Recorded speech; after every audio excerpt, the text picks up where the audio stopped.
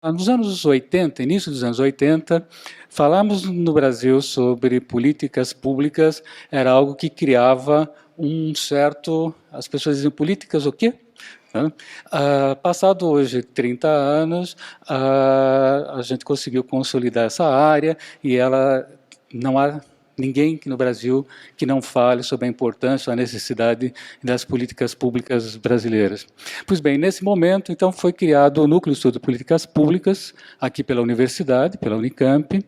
A Unicamp era uma instituição nova, uma universidade que sequer tinha 25 anos, e já fazendo inovações ao criar o NEP e outros núcleos, que eram núcleos interdisciplinares, que estavam, no caso nosso, preocupados com estudar as políticas públicas da perspectiva da sua constituição, da sua formulação, sua implementação, e nesses 30 anos, que o NEP está hoje, né, após 30 anos, a gente pode dizer que no Brasil nós consolidamos, enfim, o núcleo conseguiu participar desta constituição de uma área que está presente, e ela é importante no país todo. Nós temos núcleos e grupos se dedicando aos estudos de análise e avaliação das políticas sociais. O foco aqui no NEP sempre foi saúde, educação, assistência social, programas de transferências de renda. E aqui com vocês eu vou me focar mais sobre educação, que é a área com a qual eu trabalho, me dedico mais, né? Embora a gente tenha conseguido, em termos de desenvolver metodologias, de realizar pesquisas e avançar e contribuir, né, para a ciência brasileira, em termos de análise, de avaliação, especialmente implementação de programas sociais, na elaboração de diagnósticos e criação de indicadores, na elaboração de monitoramento de políticas sociais. Há uma área, no caso da educação, que eu diria que ainda não tivemos sucesso. Então, hoje, a convite aqui do TED, eu não vou trazer um relato de uma experiência, como alguns grupos trouxeram experiências bem-sucedidas, né? Aliás, muito bem-sucedidas. Eu trarei questões, eu trarei um questionamento, assim, um desafio que está posto para os pesquisadores, enfim, está posto para a sociedade brasileira, mas como nós estamos aqui falando de pesquisa, né, no que se refere, então, o tema, né, que eu estou trazendo para a gente discutir, que fatores, né, estão correlacionados ao desempenho dos alunos nas escolas públicas, ou seja, aquilo que a nossa Constituição, em 1988, e depois a Lei de Diretrizes Básicas, LDB, define como qualidade da educação, né? Como é que a gente estuda e como que a gente vai contribuir para essa qualidade da educação? Se a gente considera, né, que em nossa contemporaneidade o ensino é uma profissão central e um agente de mudança da sociedade do conhecimento, hoje eu tenho que tratar aqui como é que uma educação de qualidade para as nossas crianças na educação básica, né, vai ser oferecida, né? Não há eventos dos quais eu participe, seja com professores, gestores de escola, seja com promotores públicos, ou a Justiça, o Ministério Público tem se preocupado muito com a questão educacional e sempre estão nos chamando, com empresários que também têm se preocupado muito com a questão educacional. A pergunta é esta: qual é a variável, onde mudamos para que a gente tenha uma mudança efetiva na qualidade de ensino, na aprendizagem dos alunos? Esta é a pergunta que ressoa o tempo todo, não é? Eu diria, né, que eu teria que levantar aqui algumas ponderações e questões que eu levanto nesses eventos e causam um certo desânimo com os participantes, né? Primeiro, há uma impossibilidade de uma resposta única, isso pelo menos a gente tem clareza. Resolver as questões da qualidade da educação brasileira, não há uma única saída. Eu não tenho uma única resposta. Isto cria um certo angústia nas pessoas, porque elas esperam que nós, pesquisadores, ofereçamos a solução. Olha, faça isto, que acontecerá a melhoria da qualidade da educação. A segunda questão que eu tenho, que acho que vale a pena ressaltar, é que a gente tem que assumir a complexidade do processo educacional. Né? Não só a complexidade, mas a questão do tempo. Estávamos brincando agora com o Roberto, o filho dele já está na escola desde os 13 meses, e ficará pelo menos até uns 28, 30 anos.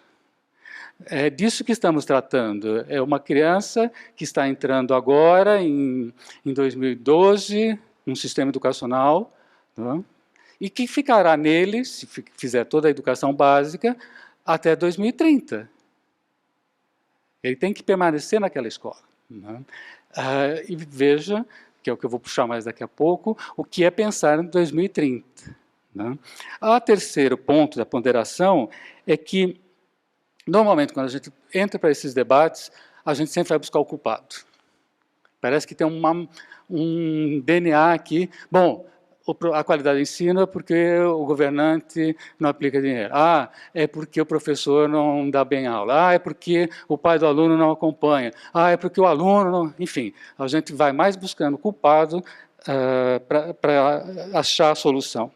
Enfim, acho que a grande questão é como desenvolver um modelo, né, que a gente possa avaliar a qualidade da educação ou sugerir, criar orientações de política que possam, de fato, contribuir no dia a dia das escolas, e sempre, claro, estou me referindo às escolas públicas. Né?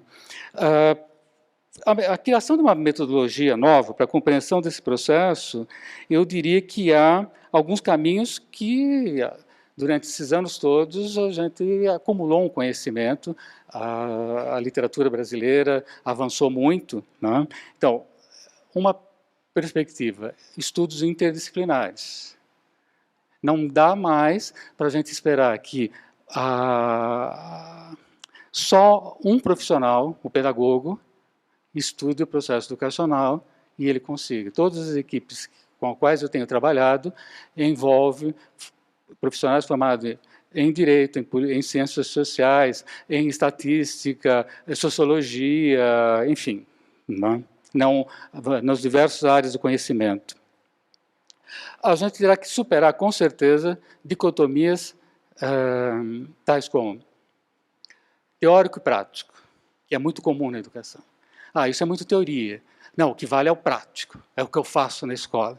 Se a gente não conseguir superar essa dicotomia de que há possibilidade de teoria sem prática e prática sem teoria, dificilmente a gente vai avançar.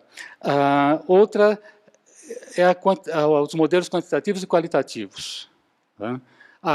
Para entender o processo educacional só por meio das análises qualitativas. Outros dizem, não, é só um método quantitativo que consegue me aproximar da realidade da sala de aula.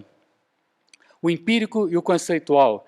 Enfim, ainda nossas produções são muito marcadas por dicotomias e que não conseguem avançar para mostrar a nossa complexidade. Superar uma visão que é muito marcada nos últimos anos, estandardizada, estou usando a palavra inglesa, portuguesada, porque é uma influência que veio de fora, e ranqueada. A gente sempre, quando quer olhar para o processo educacional, a gente quer ver um standard, um padrão, que tem que ser igual para esse país todo. São mais de 45, quase 50 mil escolas urbanas e tantas lá rurais, e queremos que seja igual como Brasília está pensando. Ou queremos um ranking. Em relação ao quanto está a sua, primeiro, segundo, sempre achando qual é a melhor, qual é a pior. E, finalmente, uma articulação do que eu estou chamando aqui da academia com o sistema público. Ainda por mais que a nossa universidade, aqui eu estou falando da Unicamp, tenha essa marca de buscar a relação com a sociedade, o setor empresarial ou o setor público, ainda há um fosso, né, tanto da parte da academia quanto do sistema público nessa relação entre o conhecimento que é produzido aqui e o conhecimento que é produzido nas redes públicas, né. Isto o que nos mostra que, muitas vezes, os formuladores de políticas públicas se utilizam muito pouco do conhecimento que é produzido na academia. Não? São tomadas de decisões, muitas vezes mais baseadas no empírico ou em outros tipos, né, de critérios, que não necessariamente na articulação com a pesquisa. Enfim, a questão posta como um grande desafio é repensar o papel da escola, né? Uma nova concepção de escola. Parece-me que nos preocupamos em fazer e ter uma boa escola para o século XX que não o fizemos. Eu tenho muitas vezes essa sensação quando eu estou, por exemplo, encerrando uma disciplina aqui na graduação e meus alunos de licenciatura fizeram um bom trabalho, mas fica aquele gosto que é um bom trabalho para a escola que já passou. Eles vão dar aula daqui 10, 15 anos, para essas gerações novas. O que está pensado ali não está adequado. Nós não temos hoje, eu pelo menos, coloco aqui como para o TED essa questão. Como é que a gente pensa essa nova escola? Porque eu estou ainda num paradigma que já está superado, né? Para mim, essas são as grandes questões, então, que se colocam, né, para que uma organização que dê ênfase à aprendizagem para a sociedade do conhecimento, né? Ou seja, a escola como relações, redes sociais, que desenvolva o capital social dos alunos e que essa escola se transforme no centro da comunidade, não como é hoje, como algo à parte, isolado, cercado por muros e fechada, e que pouca relação tem com o seu entorno, né? Então, eu encerraria, né, colocando que o desafio, né, é qual o caminho de pesquisa nessa área que contribuirá para rompermos esse ciclo vicioso, né, que nós não sabemos como fazer para trocar. Usar uma expressão bem popular, como é que eu troco a roda do carro em movimento? Especialmente no momento em que nós estamos como nação, como sociedade, dizendo que vamos aportar mais recursos financeiros públicos para a educação pública. Se fala no plano nacional de saltarmos de 5,3 percentuais do PIB para 10%, para serem utilizados na educação básica, e se fala em utilizar recursos do pré-sal, tá, que é a preciosidade dessa sociedade. E aí, como que a gente rompe esse círculo vicioso? Porque, então, eu estou apostando em uma variável só, é só pôr mais dinheiro, aí a gente cai de novo. E como eu instauro um círculo virtuoso, que uma mudança numa determinada variável me leva a outro, ou quais variáveis eu tenho que atuar ao mesmo tempo para que naquela unidade escolar algo ocorra, ou a criança aprenda. E aprenda como a sociedade está definindo o que eu quero. Bem, não trouxe dados, não trouxe números, como normalmente as apresentações sobre essa área faz, mas eu gostaria de trazer aqui mais inquietações e dizer, olha, temos aqui um terreno longo pela frente como pesquisadores, como estudiosos desse assunto. Obrigado, boa tarde.